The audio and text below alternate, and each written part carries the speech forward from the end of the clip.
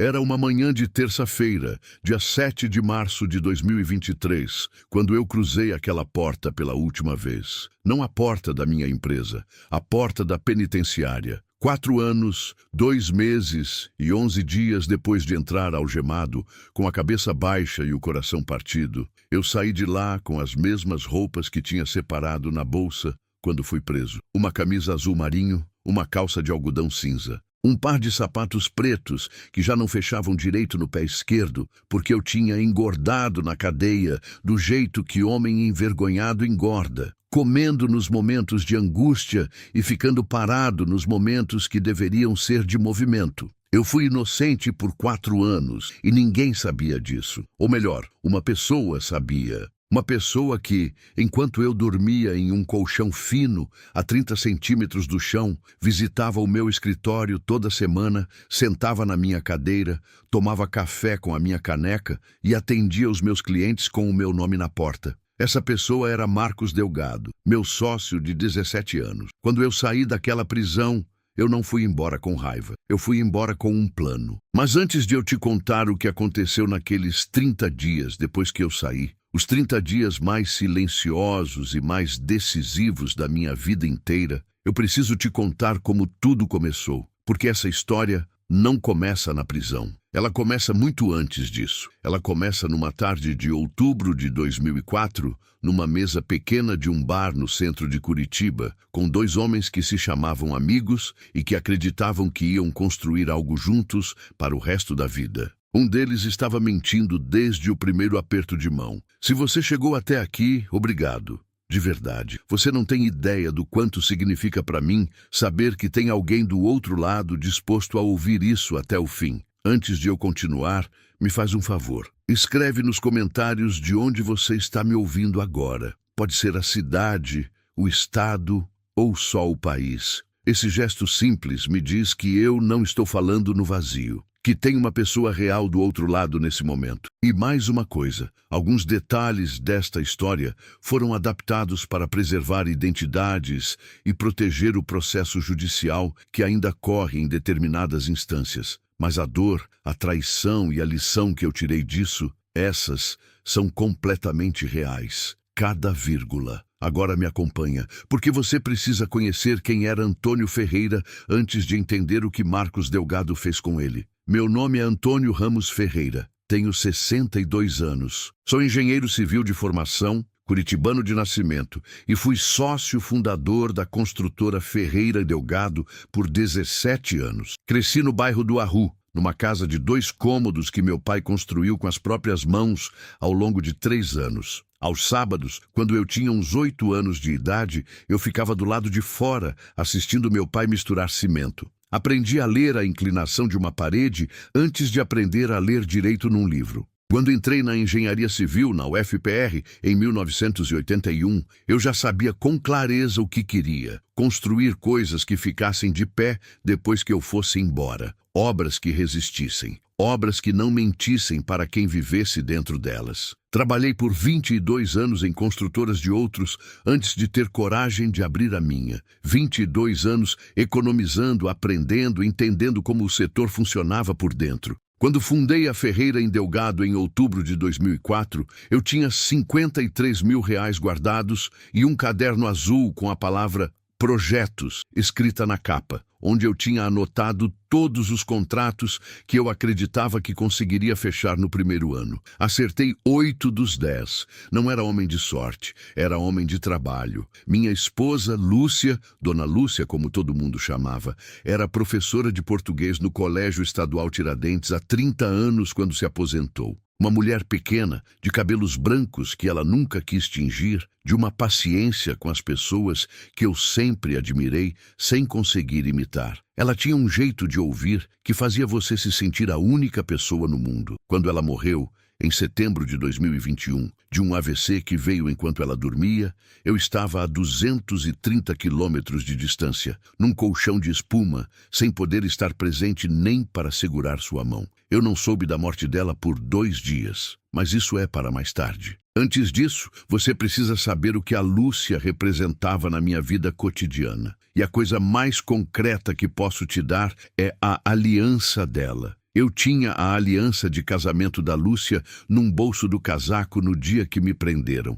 E eu fui transferindo essa aliança de bolso em bolso, de roupa em roupa, durante 4 anos e 2 meses dentro daquela penitenciária, porque não havia coisa nenhuma que eu ia deixar para trás naquele lugar. A aliança era um anel simples, de ouro amarelo, com a data gravada por dentro em letras pequenas e bem espaçadas. 14/02/1987. 36 anos de casamento. Ela usava esse anel todo dia, sem exceção, até o dia em que foi ao hospital pela última vez. Uma enfermeira tirou e entregou para Beatriz, minha filha, que depois me mandou numa carta pequena dentro de um envelope com cheiro de casa. Eu guardo essa aliança até hoje no bolso direito da calça, todo dia. Ela pesa quase nada. Mas eu sinto ela ali o tempo todo. Conheci Marcos Delgado em outubro de 2003, numa licitação pública para obras de pavimentação em Paranaguá. Os dois perdemos aquela licitação, mas ficamos conversando na calçada de saída do prédio por quase 2 horas, de pé no frio, porque os dois reclamavam da mesma coisa. Os editais eram montados para favorecer quem já tinha relacionamento com a prefeitura, e os técnicos de fora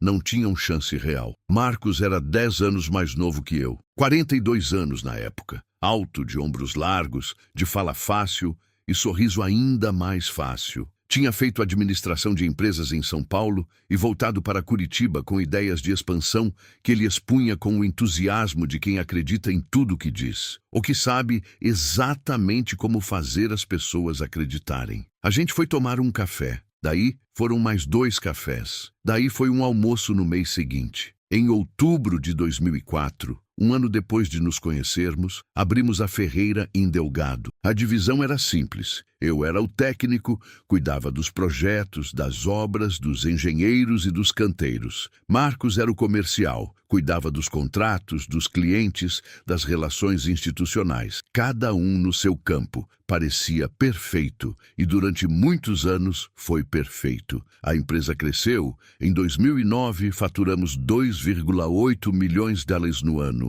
Em 2014, cruzamos 7 milhões. Tínhamos 42 funcionários, 3 obras simultâneas rodando no Paraná e um contrato com o governo estadual para a pavimentação de estradas secundárias no interior, que nos rendeu 1,2 milhão em 2 anos. Eu construía, Marcos vendia, funcionava. O primeiro sinal veio em agosto de 2015. Foi uma coisa pequena, ou parecia pequena na época. Estávamos reunidos com o contador da empresa, um homem chamado Dário, numa sala de reunião no 3º andar da nossa sede na rua Marcelino Champagnat. Eu estava revisando um balanço quando perguntei sobre um repasse de 48 mil reais que não encontrei no relatório de custos operacionais. Marcos respondeu, antes que Dário abrisse a boca, rápido demais, dizendo que era um pagamento antecipado para um fornecedor de Londrina e que ele havia tratado diretamente. Dário concordou com a cabeça,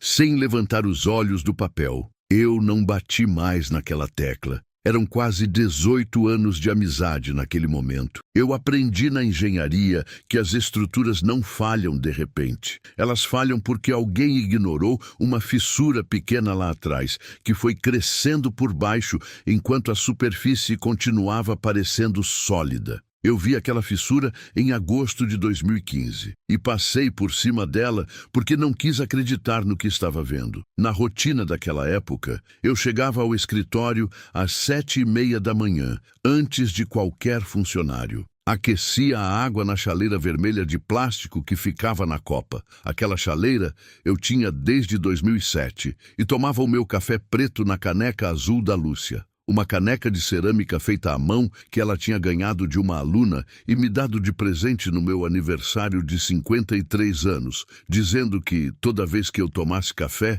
ia me lembrar dela. Tomava na primeira hora todo dia. Isso era sagrado. Marcos chegava por volta das 9, às vezes 9h30, às vezes 10. Sempre bem arrumado, sempre com histórias de reuniões e de possibilidades. Eu raramente questionava os detalhes porque eu confiava na divisão que tínhamos combinado. Ele no mundo de fora, eu no mundo de dentro. Essa confiança foi a minha maior vulnerabilidade. E Marcos sabia disso, sempre soube. Em 2017, ele começou a trazer para as reuniões um assessor jurídico que eu nunca tinha visto antes. Um homem chamado Fábio, magro, de óculos redondos, que falava pouco e olhava muito. Marcos disse que Fábio tinha experiência em contratos públicos e que ia ajudar a empresa a se estruturar melhor para licitações de maior porte. Eu não vi problema nenhum. Eu devia ter visto, porque foi Fábio quem preparou os documentos. Mas isso, meu amigo, você vai entender melhor no que vem a seguir. Sei que você já está sentindo o peso disso,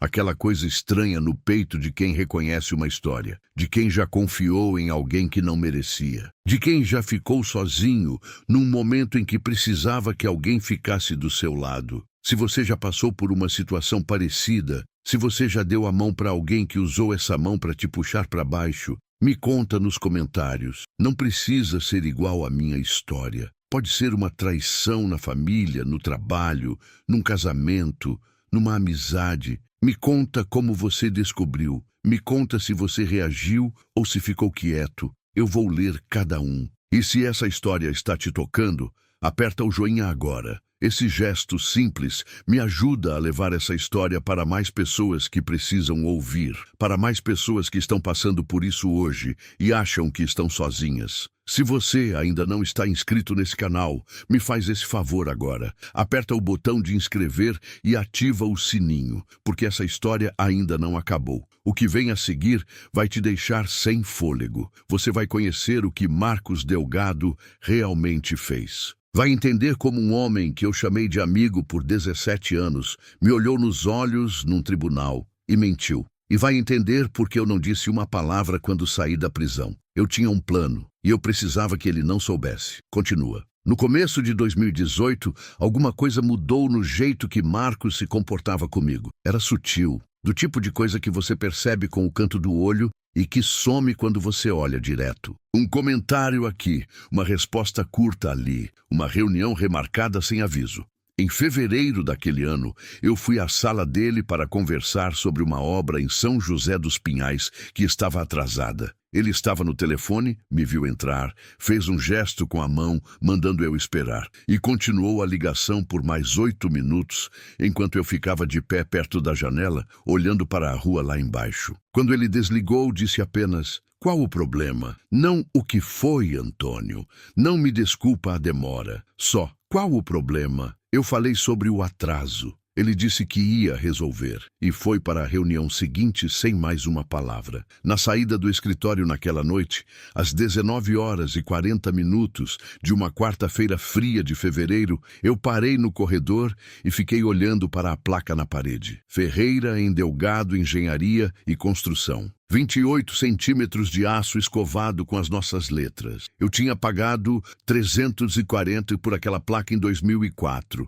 Lembro do valor porque na época me pareceu caro. Entrei no carro e não disse nada para Lúcia quando cheguei em casa. Ela perguntou se estava tudo bem. Eu disse que estava cansado. Ela não insistiu, mas me olhou de um jeito que me disse que ela sabia que não era cansaço. Em abril de 2018, fui convocado a uma reunião com Marcos e o Fábio. Disseram que havia uma auditoria interna em andamento por determinação do banco que financiava uma das obras. Eu concordei. Era procedimento normal para o porte que tínhamos atingido. Assinei uns documentos que Fábio me apresentou dizendo serem autorizações de auditoria. Eram 6 folhas grampeadas. Eu li as 2 primeiras com atenção.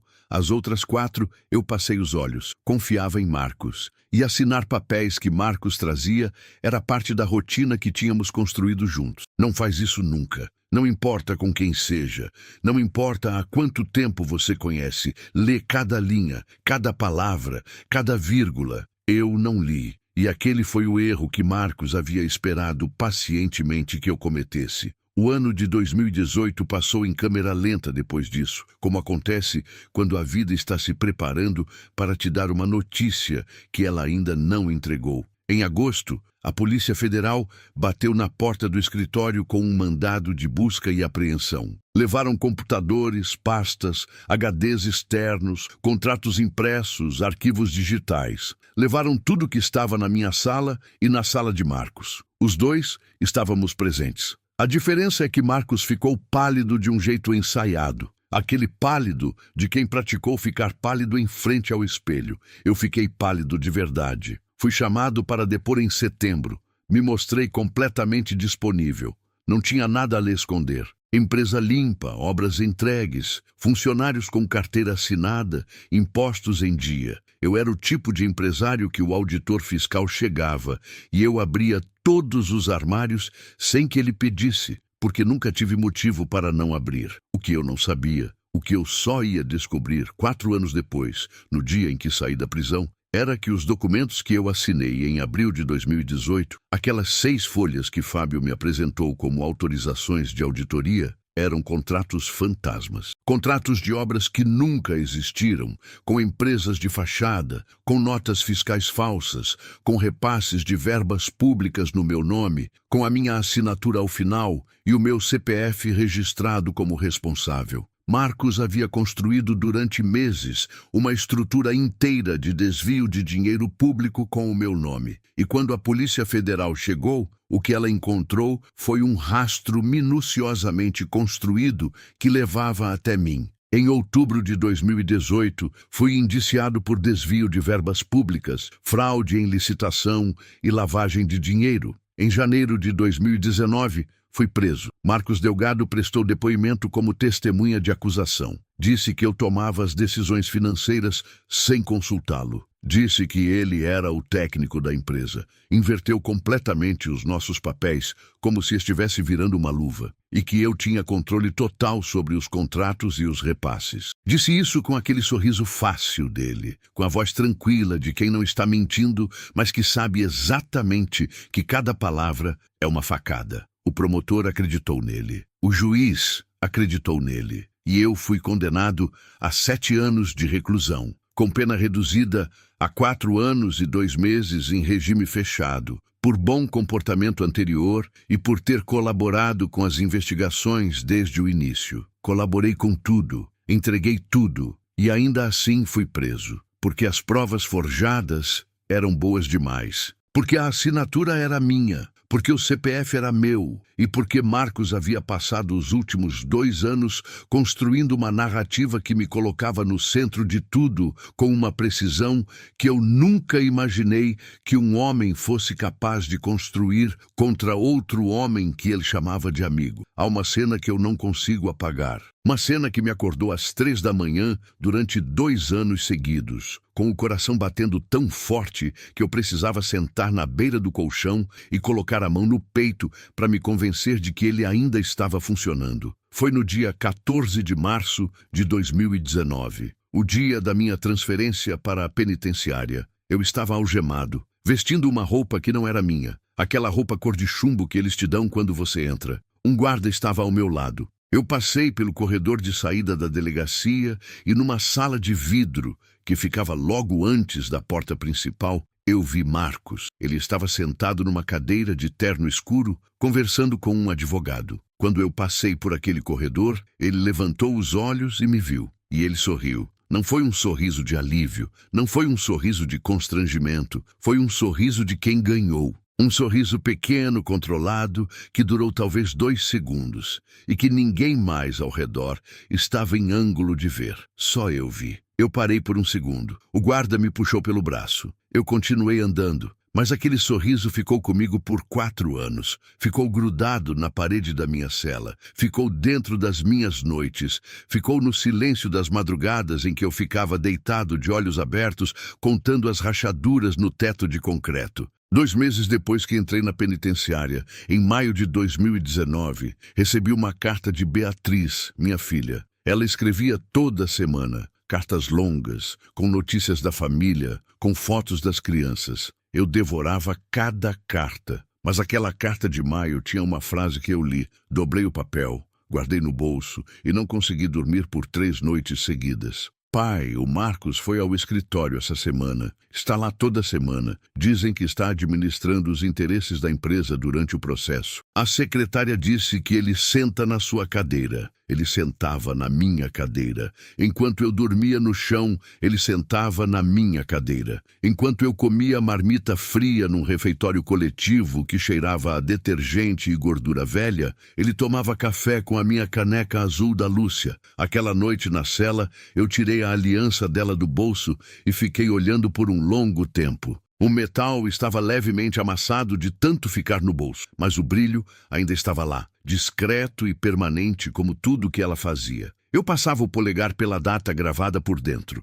14/02/1987, como quem passa o dedo num rosário que não precisa ser benzido para funcionar. Lúcia, eu pensei em voz baixa, o que você faria agora? Ela me respondeu dentro de mim com a voz que eu sabia de cor, Antônio. Homem que reage antes de ter provas é homem que perde 2 vezes. Ela dizia isso sempre que eu ficava bravo com alguma coisa, sem entender ainda o que era de verdade. Era uma professora. Ela acreditava que compreensão vinha antes da resposta. Sempre. Eu fechei os olhos com a aliança na palma da mão e esperei. Em setembro de 2021, no 2º ano de prisão, Beatriz me mandou uma carta diferente. Eu soube que era diferente pelo envelope antes mesmo de abrir. Ela tinha trocado o envelope bege que usava sempre por um envelope branco. Não sei por que esse detalhe ficou na memória, mas ficou. Lúcia havia morrido 4 dias antes, um AVC hemorrágico durante a madrugada de uma segunda-feira. Ela dormia quando aconteceu.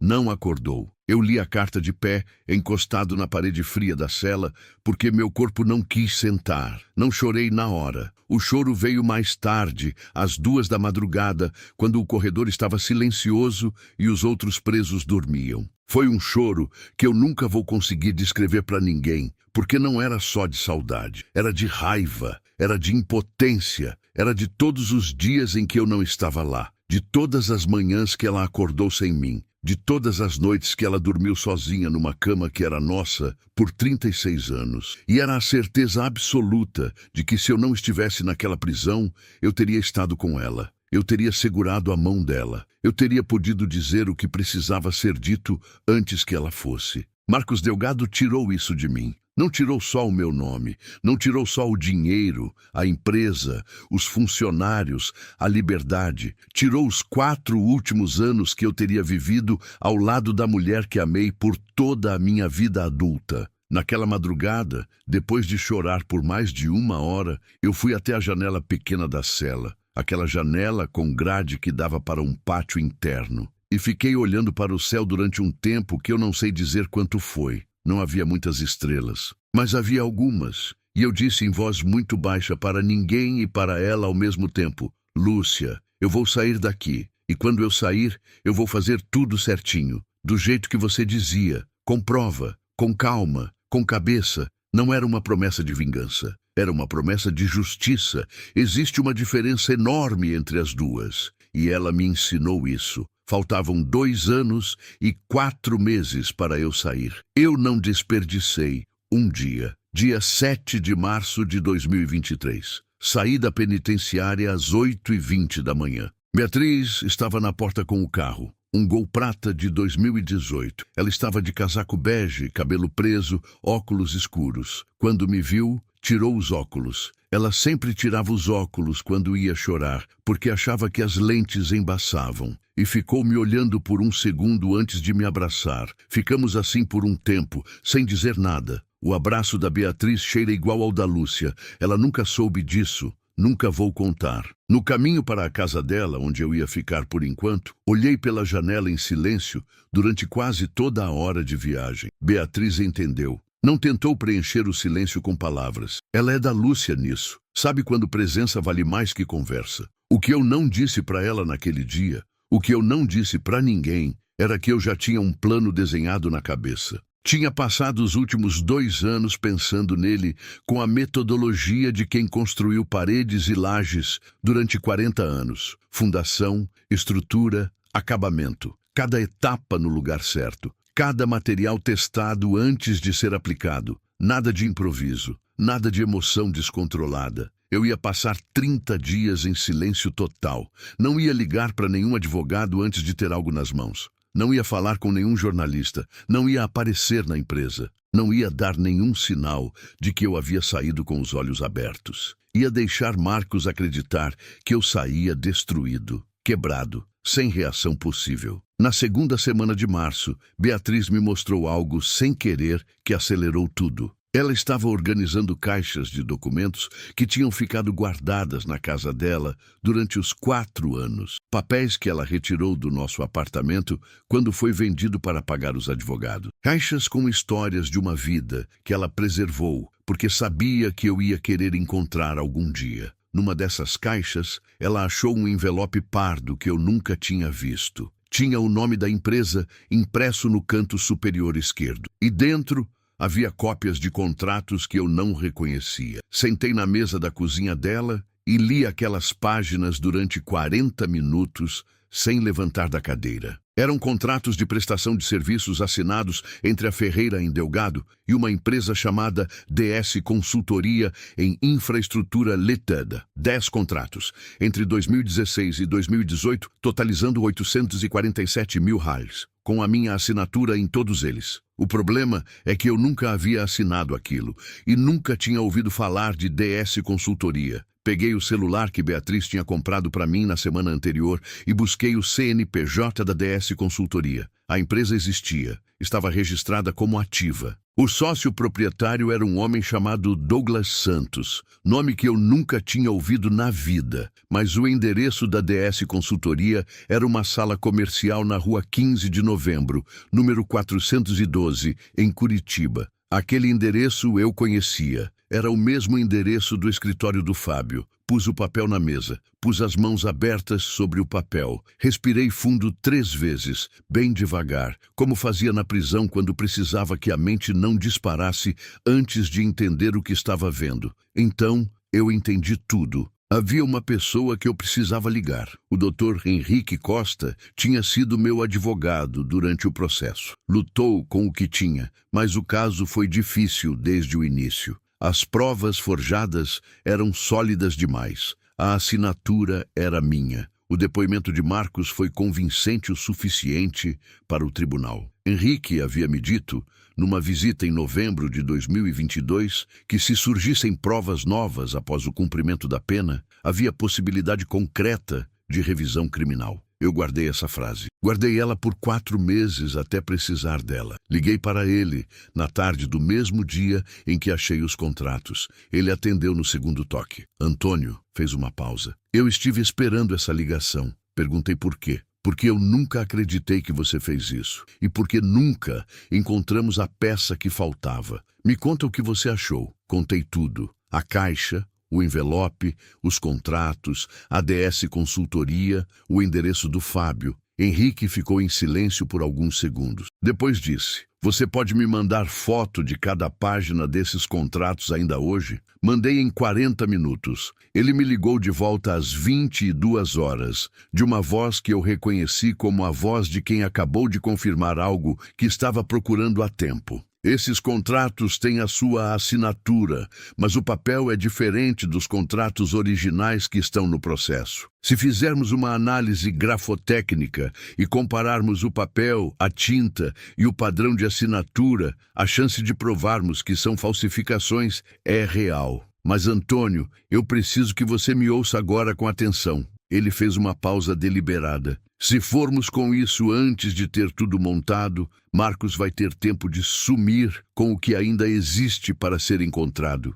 Você precisa me dar um prazo e você precisa ficar quieto. Quanto tempo você precisa? Perguntei. 30 dias. 30 dias. Era exatamente o que eu já havia planejado. Tudo bem, eu disse. 30 dias, mas eu quero acompanhar cada passo. Você vai acompanhar cada passo, Henrique confirmou. Porque dessa vez, Antônio, a gente vai fazer do jeito certo. Vai ser a Polícia Federal que vai bater na porta dele. E vai ser com um mandado que ele não consegue contestar. Desliguei o telefone. Fui até a janela da sala de Beatriz. O céu de Curitiba em março tem uma luz azul acinzentada ao entardecer que eu sempre gostei. Fiquei olhando por um tempo sem contar. Havia uma tarde de domingo, uns 5 dias depois que saí da prisão, em que eu fui ao cemitério visitar a Lúcia. Beatriz quis ir junto. Pedi que ela me deixasse ir sozinho. Ela entendeu sem que eu precisasse explicar por quê. O túmulo dela fica numa parte do cemitério com árvores altas,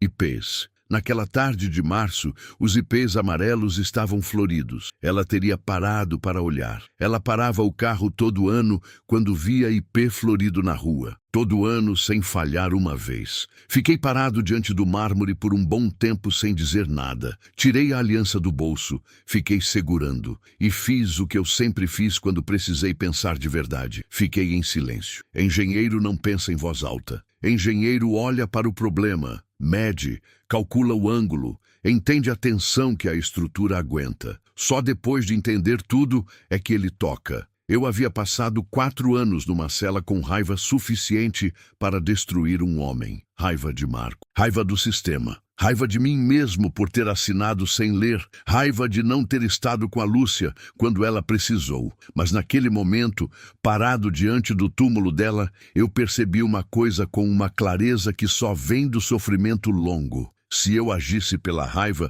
eu perderia de novo. Marcos esperava um homem destruído, esperava um homem que saísse gritando, ameaçando, reagindo de forma instintiva, porque homem instintivo comete erros. E o homem que comete erros dá ao outro a chance de usar os erros. Eu não ia dar essa chance. Guardei a aliança de volta no bolso. Lúcia, eu disse em voz baixa, vou fazer do jeito que você me ensinou. Com prova, com calma, com cabeça. E alguma coisa em mim assentou. Não era paz ainda, era determinação. E determinação, quando é real, tem um peso diferente da raiva. É mais fria, é mais firme, é mais difícil de abalar. Saí do cemitério andando devagar, sem pressa. Eu tinha 30 dias. O plano tinha 4 pilares. Henrique assim os chamava. Pilar 1, análise grafotécnica e pericial dos contratos da DS Consultoria. Henrique contratou o Dr. Rodrigo Maia, especialista em documentoscopia, com 23 anos de experiência e currículo validado pela Polícia Federal. Maia analisou as assinaturas dos contratos falsos, comparando com o padrão das minhas assinaturas reais em documentos de datas próximas. O laudo veio em 12 dias. A conclusão era definitiva. As assinaturas eram falsificadas. O papel dos contratos era diferente, proveniente de um lote adquirido 2 anos após a data impressa nos documentos. E a tinta da assinatura era de caneta de gel. Eu nunca usei caneta de gel na vida. Eu usava caneta esferográfica preta desde 1982. Pilar 2.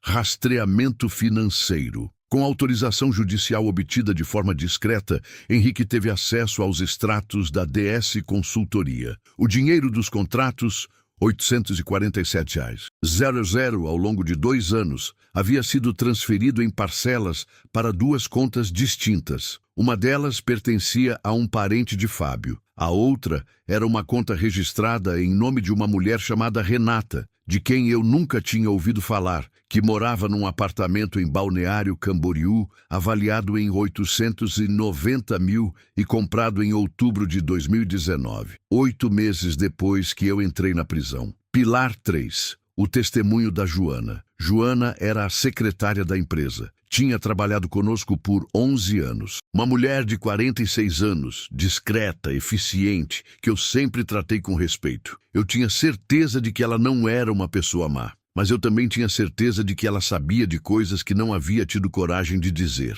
Beatriz foi visitá-la numa tarde de março, sem avisar, numa padaria perto da casa dela. Eu não fui. Minha presença poderia alertar Marcos. Beatriz foi sozinha, pediu um café e foi direta. Joana, você sabe que meu pai não fez isso. Joana ficou em silêncio por um tempo que Beatriz descreveu como longo demais. Depois disse, eu tenho medo, Beatriz. De quê? O Marcos me disse que se eu falasse alguma coisa, ele tinha documentos que me comprometiam também, que eu tinha assinado umas autorizações sem saber o que era. Beatriz pegou a mão dela sobre a mesa. A minha família ficou 4 anos destruída por causa disso. E você sabe o que é certo. Joana pediu mais um café. Ficou mais algum tempo em silêncio. Então, começou a falar. Ela havia presenciado em 2 ocasiões, em 2018, Marcos e Fábio revisando documentos na sala de reunião depois do expediente, quando achavam que o escritório estava vazio. Ela saiu e voltou porque esqueceu o celular. Viu pilhas de papéis. Viu Fábio segurando uma caneta de gel. Eu parei quando Beatriz me contou esse detalhe e ouvi o Marcos dizer em voz baixa, sem saber que havia alguém no corredor, a frase que Joana carregou dentro de si por 4 anos. Faz igual ao padrão. Ninguém vai comparar. Joana havia ficado quieta por medo. Ela foi à delegacia da Polícia Federal em 2 de abril de 2023 e prestou depoimento formal. Pilar 4. A gravação. Na terceira semana de março, com um celular emprestado por Henrique, que Beatriz levou consigo, ela se encontrou com Marcos numa conversa que ele mesmo tinha solicitado. Ele queria conversar com ela sobre os planos para a empresa, agora que eu havia saído. Uma reunião que ele marcou achando que tinha o controle completo da situação, que ainda estava no controle de tudo. Naquela reunião, Marcos disse a Beatriz que eu deveria entender que as coisas mudaram e que tentar retomar a empresa só vai piorar a situação para vocês dois. Quando Beatriz perguntou, de forma aparentemente inocente, se o processo tinha sido justo com meu pai, Marcos respondeu com um sorriso que ela descreveu para mim depois como idêntico ao sorriso do corredor. O processo foi o que precisava ser. Aquela gravação durou 42 minutos. Era o nosso quarto pilar. Na noite de 5 de abril de 2023,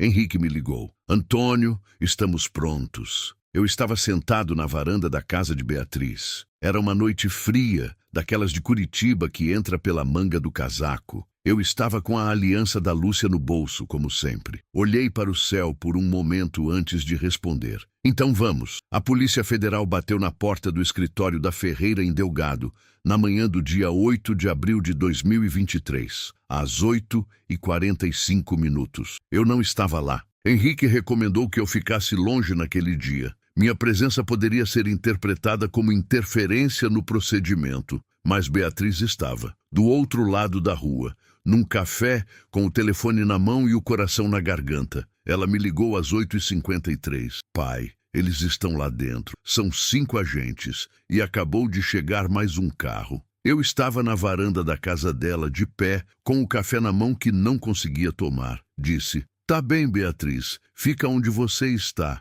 Me manda mensagem." Às 9h20 ela mandou um texto, 3 palavras. O Marcos chegou. Marcos havia chegado sem saber de nada. Ele chegava entre 9 e 9h30 todo dia. Aquele hábito de chegar tarde que eu conhecia há 17 anos e que ele nunca mudou, porque nunca havia tido motivo para mudar. Entrou pela porta da frente com uma pasta na mão, cumprimentou a recepcionista como se fosse um dia normal de uma semana normal de uma vida normal. E se deparou com 4 agentes federais no corredor e um mandado de busca e apreensão sendo lido em voz alta pelo agente responsável pela operação. Beatriz entrou atrás dele. Ela me contou mais tarde, palavra por palavra, como foi. Marcos ficou parado no corredor por alguns segundos, com a pasta ainda na mão. Olhou para os agentes, olhou para a sala. Depois olhou para Beatriz, que estava parada a uns 3 metros dele, de braços cruzados,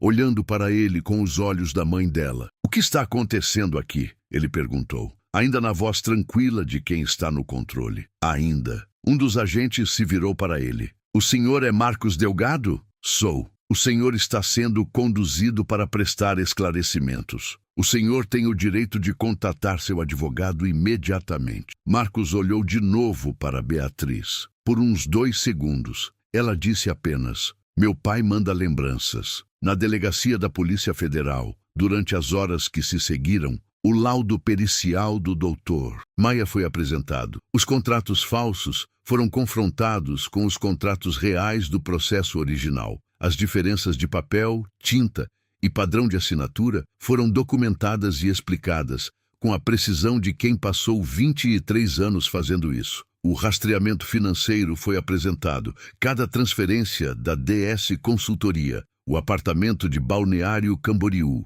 o nome de Renata. O histórico de movimentações que conectava tudo a Marcos e a Fábio, com uma lógica que não deixava espaço para interpretação alternativa. O depoimento de Joana foi lido em voz alta. E então, a gravação foi reproduzida. 42 minutos. Henrique me contou mais tarde que quando a gravação terminou, a sala ficou em silêncio por alguns segundos que pareceram mais longos do que eram. Marcos estava sentado do outro lado da mesa com o advogado que havia chamado. Um advogado diferente de Fábio, porque Fábio estava sendo investigado simultaneamente em outra sala. Quando a gravação terminou, Marcos olhou para o próprio advogado. O advogado disse, em voz muito baixa, "Não vou recomendar que você continue respondendo perguntas neste momento." Marcos ficou olhando para a mesa. Era o primeiro silêncio real dele em anos. A investigação que se seguiu nas semanas posteriores revelou mais do que qualquer um de nós havia antecipado. A DS Consultoria era uma empresa de fachada criada especificamente para desviar recursos dos contratos públicos da Ferreira e Delgado. Havia outras 3 empresas fantasmas conectadas ao mesmo esquema, em nome de diferentes laranjas, todas operadas por Fábio. O esquema total desviou 2,1 milhões de recursos públicos ao longo de 2 anos, dinheiro que deveria ter ido para obras de infraestrutura em municípios do interior do Paraná e que foi parar em contas ligadas a Marcos, a Fábio e a 3 outras pessoas que a Polícia Federal identificou nas semanas seguintes. E os documentos que me incriminaram, os 6 documentos que eu assinei em abril de 2018, achando que eram autorizações de auditoria, foram grafotecnicamente comparados com os originais. O laudo foi claro. A última folha de cada documento havia sido substituída. Eu havia assinado páginas de autorização que depois foram colocadas como última folha de contratos falsos, com meu CPF e minha assinatura ao final. Uma técnica de falsificação conhecida, documentada em outros casos de fraude em licitações públicas. A estrutura inteira, construída durante 2 anos de trabalho cuidadoso, desabou em 4 semanas de investigação. O sorriso que Marcos me deu no corredor da delegacia, em março de 2019, aquele sorriso de 2 segundos que ninguém mais viu, eu havia carregado por 4 anos e 2 meses dentro de uma penitenciária. Naquela tarde de abril de 2023, a conta foi apresentada. Em 22 de maio de 2023, Marcos Delgado foi preso preventivamente. Fábio foi preso na mesma semana. Os 2 foram enquadrados em fraude em licitação, formação de quadrilha, desvio de verbas públicas, falsificação de documentos e uso de documento falso, os mesmos crimes pelos quais eu havia sido condenado 4 anos antes, com a adição de 2 outros enquadramentos pelo esquema maior que a investigação revelou. O apartamento de Renata em Balneário Camboriú foi sequestrado. A conta bancária que recebia os repasses foi congelada. O patrimônio de Marcos foi bloqueado por decisão judicial. Em julho de 2023, meu processo foi submetido à revisão criminal. O laudo pericial, o rastreamento financeiro, o depoimento de Joana e a gravação foram apresentados ao tribunal como conjunto probatório para a desconstituição da sentença anterior. Em 11 de setembro de 2023, o juiz da revisão criminal assinou a sentença. Inocentado. Eu li essa palavra sozinho, sentado na mesa da cozinha de Beatriz, às 18h32 de uma segunda-feira comum. Não gritei. Não levantei da cadeira. Não liguei para ninguém imediatamente. Peguei a aliança da Lúcia do bolso. Segurei com os 2 polegares, com a data virada para cima. 14/02/1987. Lúcia, eu disse em voz baixa. Com prova, com calma, com cabeça. Depois peguei o telefone e liguei para Beatriz, que estava no trabalho. Ela atendeu no primeiro toque. Pai? É, eu disse. Acabou. Ela não disse nada por alguns segundos. Depois ouvi ela chorar. Não o choro de tristeza. O outro tipo, aquele que vem quando o peso que você carregou por anos, de repente sai do ombro e o corpo não sabe como reagir senão dessa forma. Vai bem, minha filha. Vai bem, pai. 2 semanas depois da sentença de revisão, recebi uma mensagem por intermédio do advogado de Marcos. Ele queria conversar comigo, pessoalmente. Havia a possibilidade de uma audiência de mediação antes do julgamento definitivo, e ele havia pedido. Henrique me perguntou se eu queria ir. Fiquei um tempo pensando, de verdade. Não foi uma decisão fácil. Havia uma parte de mim que não queria ver aquele rosto nunca mais. Havia outra parte que precisava encerrar aquilo do único jeito que faz sentido para uma pessoa que passou a vida construindo coisas sólidas, de frente, sem deixar nada pela metade. Fui. Era uma sala pequena de mediação, mesa retangular, 4 cadeiras. Marcos estava de um lado com o advogado. Eu estava do outro com Henrique. Marcos havia emagrecido. Estava sem o terno que era sua marca. Vestia uma roupa simples, de tecido liso. O cabelo não estava mais tão bem cuidado, mas os olhos eram os mesmos. Eu olhei para aqueles olhos e reconheci o homem que eu achei que conhecia por 17 anos. Ele foi o primeiro a falar. Antônio fez uma pausa que durou mais do que ele planejou. Eu sei que não existe desculpa. Eu não disse nada. Eu precisava que você ficasse fora do caminho por um tempo. Não era para ter ido tão longe. Eu ouvi. Deixei ele terminar. Esperei mais alguns segundos. Depois me inclinei levemente para a frente. Marcos, você tirou 4 anos da minha vida. Você tirou os últimos 4 anos que eu teria tido com a Lúcia. Ela morreu enquanto eu estava numa cela a 230 quilômetros dela. Não existe frase que você diga nessa sala que muda isso. Ele baixou os olhos. Eu não vim aqui para te perdoar em voz alta. Eu vim para te dizer que o que eu sinto por você não é mais raiva. Raiva é uma coisa que te mantém preso. Eu já fiquei preso tempo suficiente. Levantei da cadeira. Olhei para ele uma última vez. Que a justiça seja feita do jeito que ela tem que ser feita, sem mim interferindo. Saí da sala. Não olhei para trás. O julgamento definitivo de Marcos Delgado foi concluído em março de 2024. Ele foi condenado a 11 anos e 4 meses de reclusão em regime fechado por fraude em licitação, desvio de verbas públicas, falsificação de documentos e formação de quadrilha.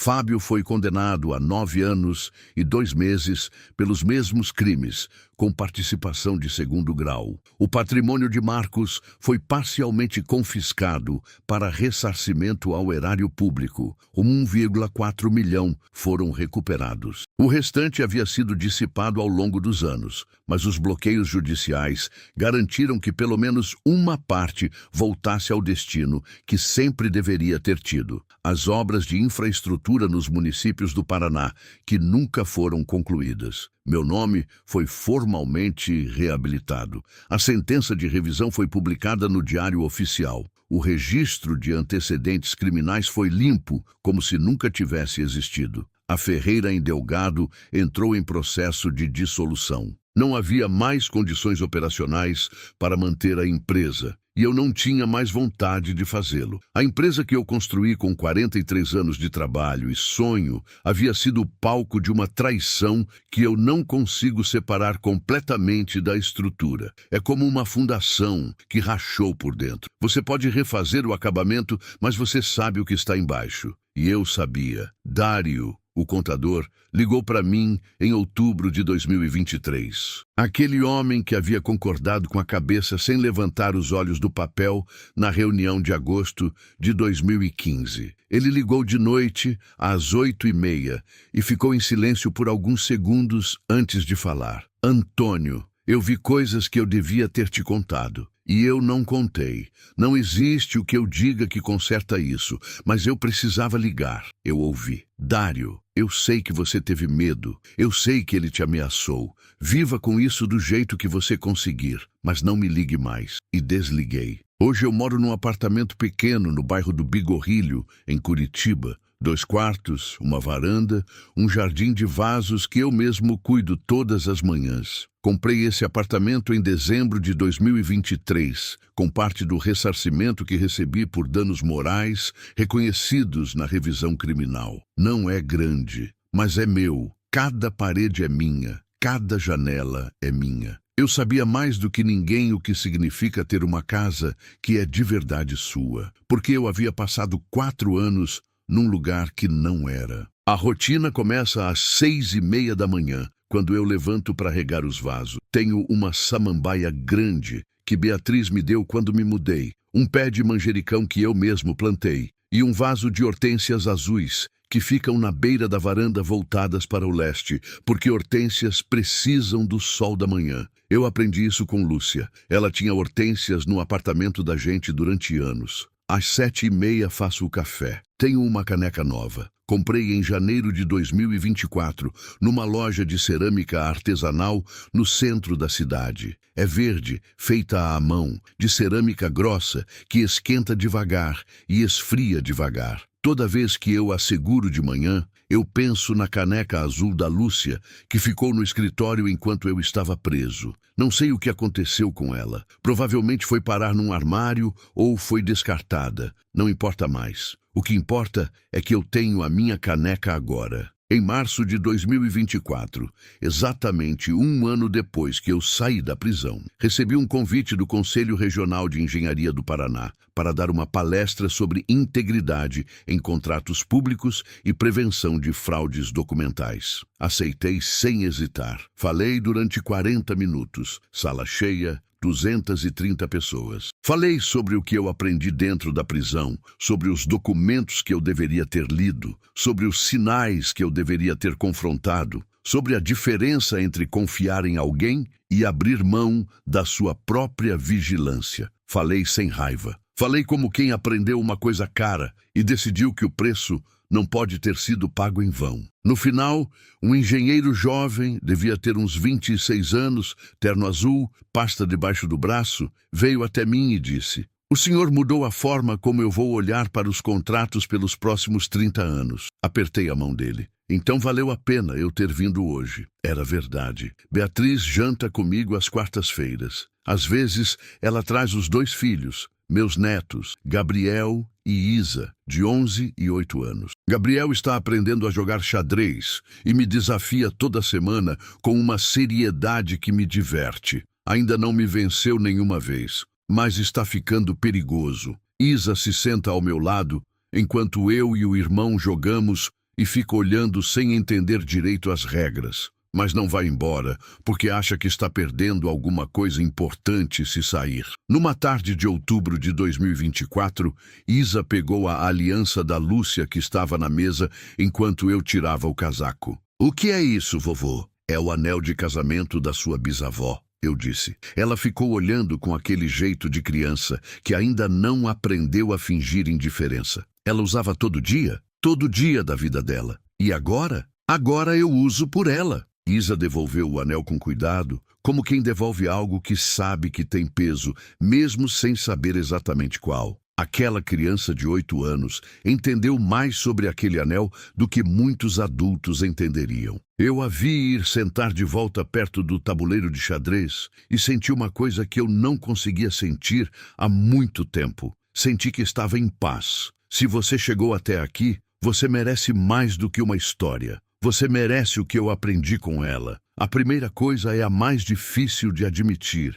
e eu digo porque respeito você demais para ficar só como vítima da própria história. Eu cometi erros. Eu assinei documentos sem ler. Eu vi sinais e decidi não enxergar porque enxergar seria incômodo e doloroso. Eu confiei onde deveria ter verificado. Isso não me torna responsável pelo crime de Marcos. A culpa é dele, inteira, sem divisão possível, mas me torna responsável pela minha própria vigilância. E eu abri mão dela por conforto e por amor. Os dois podem ser armadilhas. A segunda coisa que eu aprendi é que confiar em alguém não significa abrir mão da sua percepção. Confiança não é cegueira. Confiança é uma escolha consciente que você renova ou não renova, baseada no que você vê com os próprios olhos e no que você sente no próprio corpo. Eu ignorei o que eu sentia por anos, porque era mais confortável não confrontar, porque confrontar significava perder algo que eu havia construído e que amava, mas às vezes você precisa perder o que você ama para não perder quem você é. A terceira coisa, e essa eu digo especialmente para quem está passando por alguma injustiça agora, enquanto me ouve, não existe momento certo para pedir ajuda. Existe só o momento em que você decide pedir. Eu fiquei muito tempo achando que precisava resolver sozinho. Era orgulho. era vergonha, era não querer parecer fraco na frente de um mundo que me havia visto ser preso. Quando liguei para Henrique, percebi que pedir ajuda não me tornava menor, me tornava mais inteligente. Não existe vitória solitária contra uma injustiça bem organizada. Você precisa de aliados, encontre-os, eles existem. E para quem está hoje num relacionamento de negócios, de família, de amor, onde você sente que está sendo diminuído, manipulado, ou onde você começa a duvidar da própria percepção, acredita no que você sente. Não é exagero, não é fraqueza, não é você sendo difícil ou complicado. É o seu instinto fazendo o trabalho que a sua razão ainda não quer fazer, porque ainda dói demais. Ouça o instinto, antes que seja caro demais não ouvir. Minha mãe era católica fervorosa, ia à missa toda manhã antes de trabalhar. Eu cresci com Deus no vocabulário diário da nossa casa. Não como religião de parede ou de discurso, mas como parte da linguagem com que a família interpretava o que acontecia com ela. Quando eu entrei na prisão, a minha fé vacilou, não vou mentir. Houve noites em que eu olhei para o teto da cela e perguntei, sem gentileza, que tipo de ordem moral havia num mundo que colocava um homem honesto numa prisão por 4 anos, por um crime que ele não havia cometido. Houve noites em que eu não recebi nenhuma resposta que me satisfizesse. Mas houve uma tarde de agosto de 2022, alguns meses antes de sair, em que eu estava num canto do pátio interno, folheando uma Bíblia que um capelão tinha deixado na biblioteca da ala. Parei numa frase do livro de Isaías, que eu tinha lido antes, mas que nunca tinha caído assim dentro de mim. Não temas, porque eu sou contigo. Não foi um milagre. Não foi uma voz do alto. Foi uma frase numa página amarelada que naquele momento específico daquela tarde específica me pareceu dirigida a mim de uma forma que eu não sei explicar de outra maneira, senão dizer que era. E eu pensei na Lúcia, no que ela dizia quando as coisas pareciam injustas demais para ter sentido. Antônio, a vida não nos deve explicação, ela só nos deve chance. E quando a chance chega, a gente tem que estar de pé. Ela estava de pé até o último dia. E quando a minha chance chegou, quando Beatriz abriu aquela caixa e achou aquele envelope pardo numa tarde de março, eu estava de pé. Não sei se existe um nome preciso para o que eu acredito, mas acredito que há uma ordem no mundo que a injustiça não cancela. Ela pode atrasar, ela pode custar mais caro do que deveria, mas não cancela. A verdade demora às vezes demora anos, às vezes chega tarde demais para algumas coisas que já se perderam, mas ela não se perde. Se você ficou até aqui, você não é uma pessoa qualquer.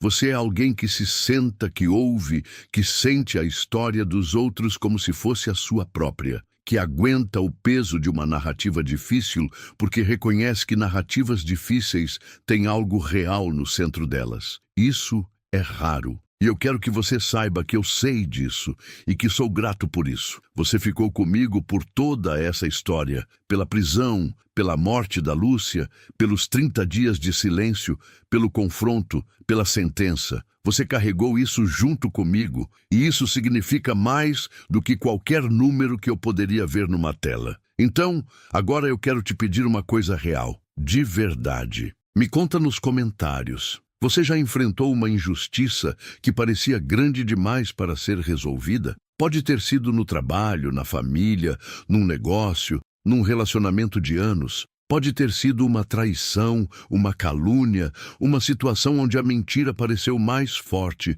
do que a verdade por um tempo longo demais. Me conta o que você fez, ou o que você não fez e gostaria de ter feito. Me conta se você ainda está no meio disso. Eu vou ler cada comentário. E outras pessoas que estão passando por algo parecido nesse exato momento também vão ler. Você pode ser o aliado de alguém hoje só com as suas palavras num comentário. Não subestime isso. Se essa história te fez sentir alguma coisa, raiva, alívio, esperança, aquela satisfação funda de ver a justiça sendo feita mesmo quando ela demorou, aperta o joinha agora. Esse gesto pequeno me diz que eu não estou falando no vazio, que tem alguém real do outro lado. E me ajuda a levar essa história para mais pessoas que precisam ouvir que a verdade ainda existe. E se você ainda não é da família desse canal, me dá esse presente agora. Aperta o botão de inscrever e ativa o sininho. Tem muitas histórias como essa para contar. Histórias de pessoas